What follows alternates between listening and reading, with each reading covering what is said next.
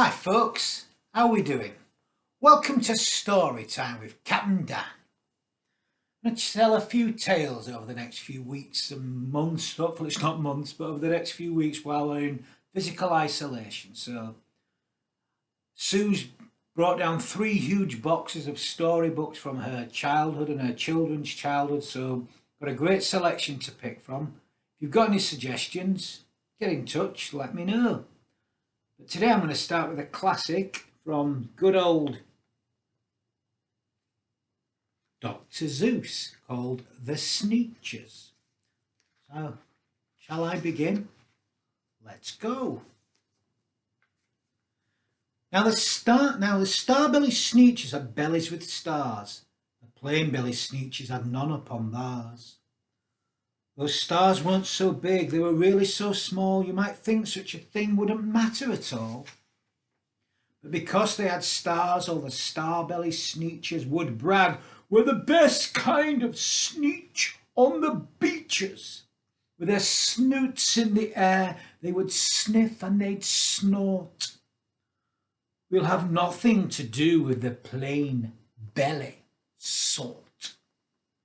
And whenever they met some, when they were out walking, they'd saunter straight past them without even talking.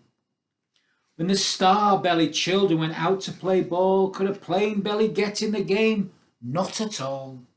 You could only play if your bellies had stars, and the plain belly children had none upon theirs. When the star-belly Sneetches had frankfurter roasts, or picnics, or parties, or marshmallow toasts, they never invited the plain-belly Sneetches. They left them out in the cold, in the dark of the beaches. They kept them away, never let them come near, and that's how they treated them, year after year. Oh, isn't that terrible? Then one day it seems, while the plain-belly Sneetches were moping and doping alone on the beaches, just sitting there wishing their bellies had stars, a stranger zipped up with the strangest of cars. "My friends," he announced in a voice clear and keen, "my name is Sylvester McMonkey McBean, and I've heard of your troubles. I've heard you're unhappy. But I can fix that. I'm a fix-it-up chappie. I've come here to help you. I have what you need. And my prices are low, and I work at great speed, and my work is 100% guaranteed." I wonder. Then quickly Sylvester McMonkey McBean put together a very peculiar machine, and he said, "You want stars like a star-bellied Sneetch? My friends, you can have them for just $3 each. Just pay me your money and hop right aboard."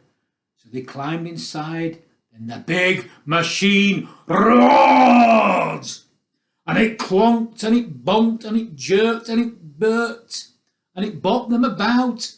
But the thing, it really worked. When the plain-belly Sneetches popped out, they had stars. They actually did. They had stars upon theirs. Then they yelled at the ones who had stars at the start, "We're exactly like you. You can't tell us apart. We're all just the same now, you snooty old smarties. And now we can go to your frankfurter parties." "Good grief," groaned the ones who had stars at the first. "We're still the best Sneetches, and they are the worst.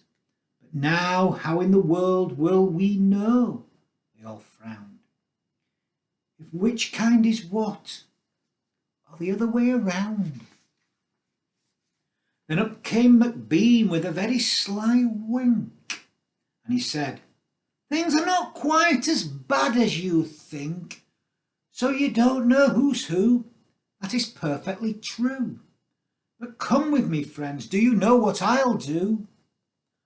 I'll make you again the best Sneetches on beaches, and all it will cost you is $10 eaches. Belly stars are no longer the style, said McBean. What you need is a trip through my star-off machine. This wondrous contraption will take off your stars, so you won't look like Sneetches who have them on theirs. And that handy machine, working very precisely, removed all the stars from their tummies quite nicely.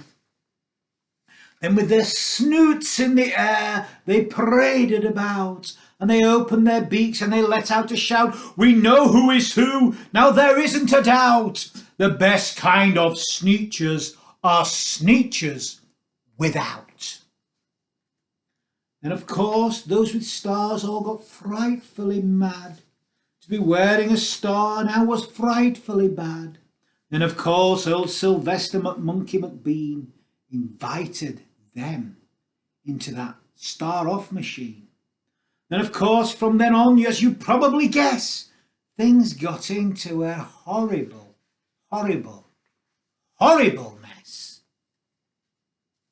All the rest of that day, those wild screaming beaches, the fix-it-up chappie kept fixing up Sneetches, off again, on again, in again, out again. Through the machines they raced round and about again, changing their stars every minute or two. They kept paying money, they kept running through, until neither the plane nor the star bellies knew whether this one was that one, or that one was this one, or which one was what one, or what one was who.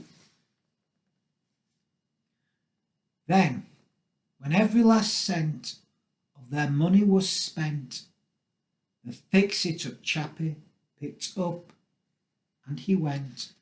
And he laughed as he drove in his car up the beach. They never will learn. No, you cannot teach a Sneetch.